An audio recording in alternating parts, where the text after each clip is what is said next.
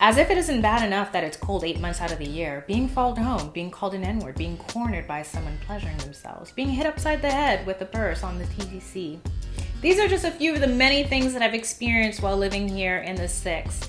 And I'm sure you clicked on this video because you're either thinking about visiting and seeing the sights and all the city has to offer, or even making a big move because you want to change of pace. What I'm about to share will probably change your mind, but it's because I care. Hey Visionaries, A back on your screen with another one. I hope you're all well. And as you can tell from the title, today we're talking all about Toronto. Now, usually via the vlogs, I share with you all the things I love about this city, but today that is not the case. This video has been a long time coming. I have lived here my whole life and I have seen a lot. Some things I wish I could unsee. And I mean, that's also saying a lot since I can't see that much. I want to share with you our 3 different categories of the things that I hate with a capital H about this city. Starting off with the most costly category, money. Whether you want to be here for a good time or a long time, you need to get your coins up. This is a place that's going to cost you a pretty penny. Let's just put in perspective. If you're to come here, you know what? I don't know how YouTubers do this, and clearly it's not my real mic, mine is over there. I'm the type that likes to talk with my hands. I try. So anyway, put it in perspective. If you want a 1-bedroom, say 600 square feet, it's gonna run you $2,500 at least. And I'm not even talking about a place with all the bells and whistles, amenities, a concierge, security, nothing. It is extremely expensive to live in this city. Even if you live in the outer boroughs, you're gonna still pay a cute coin to put a roof over your head. So I don't know what the toss-up is, if it's worth it to live a little further away and then pay for parking, gas, or transportation, or live within where you're going to work and play. You can let me know what your thoughts are on that. You know what else I want your opinion on? What is this city offering that makes it so expensive? I know with world-class cities, they give you some appeal, some ambiance that you can't get anywhere else. I think of New York, London, Tokyo, but Toronto, we've got a Temu Times Square. Like, what are we offering that's so special to be so expensive? I wanna know. So if you have an idea, let me know below. In addition to apartments being expensive, mortgages are really high. I remember jogging one day and seeing starting at 1.5 million, just casually. Like, what? We must have a lot of millionaires in this city because we are building up condos like they're going out of fashion. This next thing is not just Toronto specific, it's Canada-wide. I'm always baffled when I go abroad and I see how reasonably priced produce is, meat, just anything. Actually, everything's expensive. It's so bad to the point we had a bread scandal a couple years ago. A literal lawsuit because bread was priced illegally. Read up on it, it's just insane. You know what else is a monopoly? We have the highest phone and internet rates on the entire planet. We don't even have like the best of the best. That's the craziest part. I have Bell and I pay $90 for 10 gigs and unlimited text and talk for my phone. And every time I talk to my friends who live elsewhere, they're like, what? We get way more than that for 30 bucks when you adjust for conversion. So crazy. And let's not even get into internet prices. You can let me know if it's better with Rogers, Freedom, TELUS, Fido, Kudo, whomever else is providing over here, but I feel like it's all the same because we don't have enough competition here. You can probably guess that if the essentials are super expensive, so is entertainment, but you want to enjoy life, right? Well, if you plan on leaving home, also plan on taking out a loan because nightlife here is so expensive. Cocktails usually run between $12 and $25 depending on where you go. Food can run you up $200 to $300 on a night out easily. I mean, of course, there are the dive bars, but I'm not the type that likes my sneakers to stick to the ground. That's just not my MO. You know, when you think of cheap eats, I was talking with my friends the other day and we couldn't think of a meal that you can get for under 10 bucks in the city. And then we realized we can't even think of a meal that you can get for under 20. That really says something. Even a low-key night can still run you $150. It's very hard to find fun-free activities in the city, which is why I spend so much time trying to integrate them into my vlog. And as you've seen, sometimes I get caught slipping. A low-key night will still run me $150. Say it's a $30 admission or it's free admission, but you gotta pay for everything along the way. It really adds up. If you're someone who has hobbies or likes to dabble in different things, you've got to do well for yourself. Whether it be pottery, aerial silks, a gym membership, yoga or Pilates, all these things are quite pricey here. It's very hard to find things that are fun and free, which is why I spend so much time searching for these things so I can share them in the vlogs with you. Merging from money to the second category, which is infrastructure, I need to speak to the person who started the rumor. Come to the front, please. Why do people think that we have free healthcare here? Every time I go abroad, people are like, oh, Canada, you have free healthcare. No, we don't. And we also don't live in igloos. That used to be a thing. People would literally ask me if we lived in igloos. I'm like, what?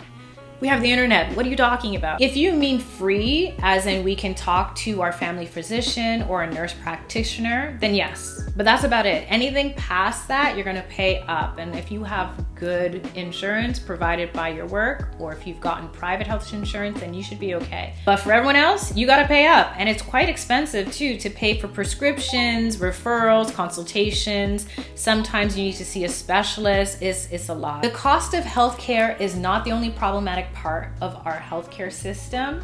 It's also the system itself. Not knocking healthcare providers, they're usually overworked and underpaid. What I am saying is that the system is definitely broken. People complain of waiting up to 2 years for an MRI since the list is long. I have so many stories, we can't even go over them today. Maybe I'll make a separate Patreon episode of the times where I felt like I was just a number, or they could care less about my family members. Beyond being mistreated, misrepresented, and misunderstood, there's a lot missing in our healthcare system. While we're on the topic of missing, there's a lot missing from our education system. Now, I had a really good time at university. I hated high school. Middle school and elementary school was kind of tricky. I had a lot of racist teachers. Public school system is wrecked here. Now, if you live in a good neighborhood, the district will make all of the difference. But if you don't, well, I've seen both sides. It's very evident here that it really depends on where you live. Your resources are gonna make all the difference when you're learning and growing up. It's the difference between textbooks that are ratatata and having extracurricular activities that really engage and inspire you to go above and beyond. Closing up this category with the most catastrophic of all, 2 acronyms, TTC and DVP. If you don't know what I'm talking about, consider yourself lucky. TTC is our public transportation system that I unfortunately have to rely on as someone who's legally blind. I'm no longer legally allowed to drive. It is the bane of my existence. Every time I go down, I feel like I'm getting on Gotham. There's always something happening. People stabbing up each other, peeing on the train and seeing the stream of urine going down.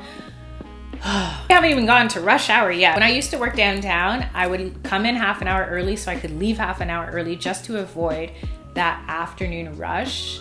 I don't know if it's just me, but I feel like the energy of everyone around me being so depressed and miserable and then being squished in like sardines was just the worst feeling. Also, a lot of people don't understand the importance of deodorant. Additionally, delays. It's very rare that you can go from point A to point B and not experience some disruption or hear about it on another line. So hopefully you just have one route to take instead of a connection. The more you have to take, the more likely you're gonna catch some chaos along the way. The DVP, much like the Gardener, are our highway systems that are not built.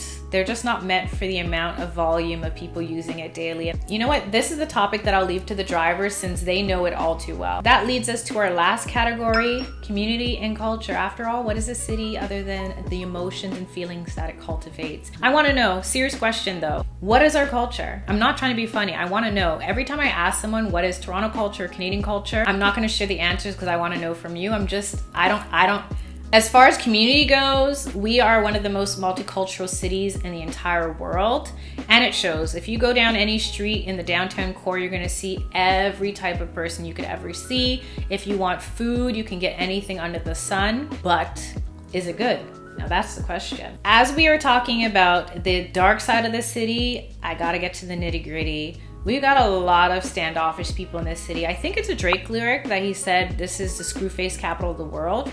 It's true. Coming live from the screw face, living out a suitcase. We've got the most miserable people referred to category 1. The more you explore the city, the more you'll start to see and sense that a lot of people are not only standoffish, they're also stuck up and they're showing off. A lot of people aren't actually enjoying themselves. They're there for the Instagram flicks or to be seen or to say they've tried this place that's a Michelin star. It's really sad. It feels like the city is really lacking individualism. I also see that in style. There's no other place on the planet that I visited where so many people dress the exact same. The same aloe socks all the way up. And I love me some aloe. I just switched out of an aloe set. Go anywhere in the city, you'll see a gaggle of girls or guys who are all the same prototype. They'll dress the same way, just in a different colorway. I know a lot of people are not gonna like what I'm about to say, but I'm gonna say it anyway. The city is filled with alcoholics. When alcohol becomes the point of going out instead of just part of going out, you know you have a problem. I've noticed for years now that a lot of people go out to drink. It's not to do the thing, to experience having a moment with friends. It's to get drunk and do it all over again. It wasn't until I went over to Toronto Talk that it confirmed what I thought. So many people that have come here from Montreal, Calgary, and Vancouver have said the exact same thing. So I think that's a Toronto specific thing. That goes for drug use too. I'm not gonna say too much, but I've seen some things and it seems like a lot of people need it to have a good time. And it makes me wonder, is a time really good to be had if you need to have that to have a good time? I had to try so hard to keep the worst for last. We have a horrible homelessness epidemic. Some people think that this is new and Toronto has never been this bad since the pandemic, but I grew up in the hood.